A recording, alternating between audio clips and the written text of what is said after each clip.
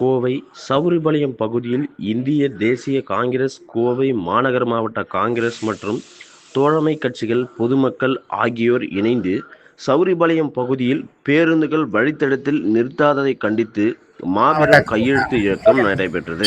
கோவை மாநகர மாவட்ட காங்கிரஸ், இந்திய தேசிய காங்கிரஸ் சவுரிபாளையம் 51வது டிவிஷன் சார்பாக இன்றைய தினத்தில் கொரோனா காலத்தில் இருந்து பல வருடங்களாக பொதுமக்களுடைய பிரச்சனையாக, அத்தியாவசிய பிரச்சனையாக போக்குவரத்து, குறிப்பாக தனியார் பேருந்துகள், உதாரணத்திற்கு தனியார் பேருந்துகள் எண் S2, 22, 23, 23A, S3, 61 போன்ற பேருந்துகளும், S4 போன்ற பேருந்துகளும், அதே வேளையினிலே சில நேரங்களில் அரசு பேருந்துகள் உட்பட உரிய நேரத்திற்கு சவுரிபாளையம் பகுதிக்கு வருவதே கிடையாது.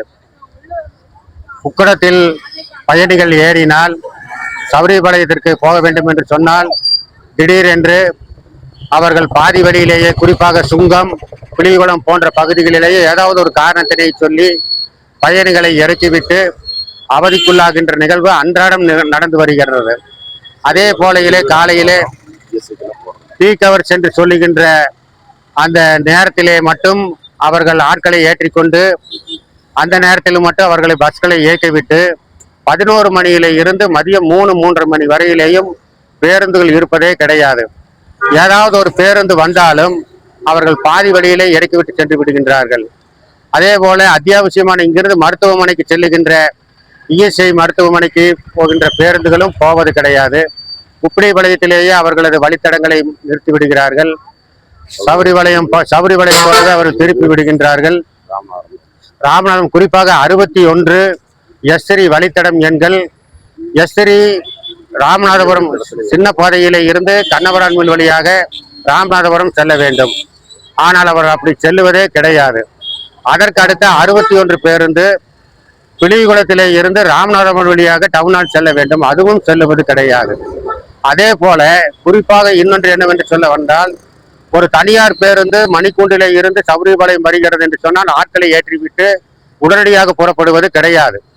ஒரு 20 நிமிடம் 25 நிமிடம் பின்னால் வருகின்ற ஒரு பேருந்தை பார்த்து, சவுரிபாளையத்திற்கு வருகின்ற பேருந்தை பார்த்து இவர்கள் எடுத்துவிட்டு ரேஸில் வருவதை போன்று பயணிகளை அச்சுறுத்தி, பயணிகள் யாராவது கேட்டால் உங்களுக்கு விருப்பமில்லை என்றால் நிறுத்தி இறக்கி விடுங்கள் என்று சொல்லி, அதுபோல நடத்துனர்கள் எல்லாம் யாரையும் ஒரு அவமதிப்புக்குள்ளாகி வயதானவர்களை எல்லாம் ஏறுவதற்குள் விசில் அடித்து விட்டு வண்டியினை எடுத்து விடுகின்றார்கள்.